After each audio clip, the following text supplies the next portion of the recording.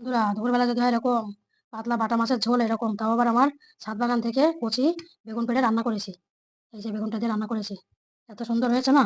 এরকম এইরকম বেগুন দিয়ে রান্না করবেন এই কচি বাটা মাছের ঝোলটি, আর এইভাবে খেয়ে দেখবেন। দেখি মাছটাকে আগে বের করি, সেই মাছের পেটে এরকম ডিম হয়েছে, ডিম ভর্তি। আমার ডিমটা না ছোটবেলার থেকে ভীষণ ভালো লাগে খেতে। এই যে এই যে ডিম ভরা পেটে, এই যে এত বড় ডিম হয়েছে, এই যে এত সুন্দর লাগে না ডিমটা খেতে, বলে বোঝানো যাবে না। হম এত ভালো। দেখি এই আলু দিয়ে, এই চন্দ্রমুখী আলু আর কচি বেগুন একেবারে জমে গেছে। এত ভালো। তার সঙ্গে একটুখানি এই যে গন্ধরাজ লেবু, তো ভালো লাগছে খেতে। এভাবে খাবেন আপনারা বানিয়ে এরকম পাতলা ঝোল। আর এরকম এই রান্নার ভিডিওটির লিঙ্ক এখানে অ্যাটাচ করে দেওয়া আছে, এখানে যে দেখে নেবেন কিভাবে আমি করেছি, একদম সহজ পদ্ধতিতে, অন্যরকম ভাবে।